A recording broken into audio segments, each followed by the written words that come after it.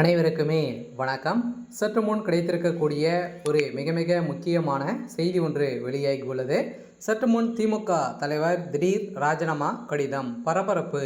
இது மாதிரி பார்த்திங்கன்னா செய்திகள் வெளியாகிருக்கு. வருகின்ற சட்டமன்ற தேர்தலில் 2026 சட்டமன்ற தேர்தல் வரப்போகுது. அதுக்காக பார்த்தீங்கன்னா விஜய் அவர்களும் திமுகவுடைய தான் பார்த்தீங்கன்னா ஒரு மிகப்பெரிய போட்டி இருக்கும் அப்படின்ற மாதிரி விஜய் அவர்கள் தாக்கி பேசியிருந்த நிலையில் தொடர்ந்து 5 இடங்கள் பார்த்தீங்கன்னா பேசியிருந்த விஜய் அவர்களுக்கு தான் பார்த்தீங்கன்னா கரூரில் நடந்த சம்பவத்தின் அடிப்படையில் இதில் பார்த்தீங்கன்னா திட்டமிட்ட ஒரு மிகப்பெரிய கொலை இதில் நடந்திருக்கு. மக்களுடைய உயிர்களை எடுத்து அரசியலாக திமுக நாடகம் ஆடியிருக்காங்க அப்படின்ட்டு இப்போ பார்த்தீங்கன்னா வெட்டா வெளிச்சம் போட்டு காமிச்சிருக்காங்க.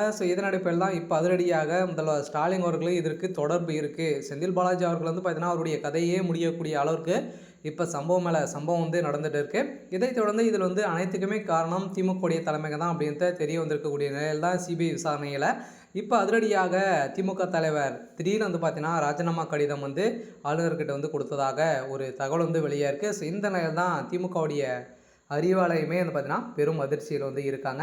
இதை பற்றி இந்த வீடியோவில் நம்ம முழுமையாக பார்க்கலாம். அதுக்கு முன்னாடி நம்ம சேனலுக்கு இப்போ தான் நீங்கள் முதல் முறையாக வந்திருக்கீங்க அப்படின்னா மறக்காமல் நம்மளுடைய சேனலை சப்ஸ்கிரைப் பண்ணி சப்போர்ட் பண்ணுங்கள். வாங்க வீடியோக்குள்ளே போகலாம். அனைவருக்குமே தெரியும், விஜய் அவர்கள் பார்த்தீங்கன்னா புதிய கட்சி தொடங்கி இப்போ 5-6 இடத்துல பார்த்தீங்கன்னா பிரச்சாரத்தில் ஈடுபட்டு கரூரில் லாஸ்ட்டாக பார்த்தீங்கன்னா செந்தில் பாலாஜியுடைய கோட்டையாக இருந்த கரூர் வழக்கில் பார்த்தீங்கன்னா அதிரடியாக பிரச்சாரத்தில் ஈடுபட்டும் போது அங்கு மக்கள் கூட்ட நெரிசலின் காரணமாக மக்களுடைய உயிர் பார்த்தீங்கன்னா ஒரு 41 உயிருக்கு மேலே பார்த்தீங்கன்னா உயிரிழந்த சம்பவம் வரலாற்றிலே ஒரு அதிர்ச்சி அளிக்கக்கூடிய சம்பவம் பார்த்தீங்கன்னா நடந்தது இல்லையா.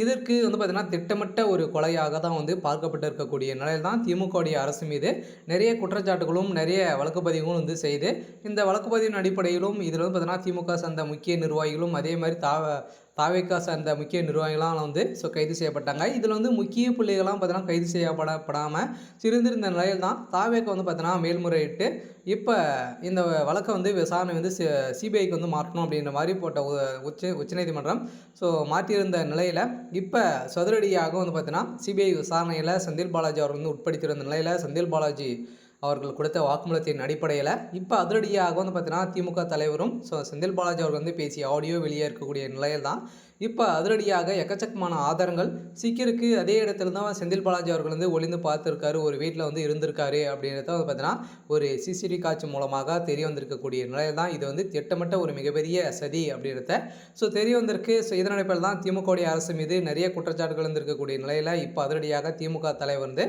அதிரடியாக கைது செய்யப்பட போகிறார் இல்லையா. அதுக்கு முன்னாடியே அவர் பார்த்தீங்கன்னா இப்போ ராஜினாமா செய்ய போகிறதாக ஒரு ஆளுநர்கிட்ட கடிதம் எழுத போகிறதாக ஒரு தகவல் வெளியாக இருக்குது. இருந்தாலுமே என்ன நடக்க போகுது அப்படின்றத வெயிட் பண்ணி பார்க்கலாம்.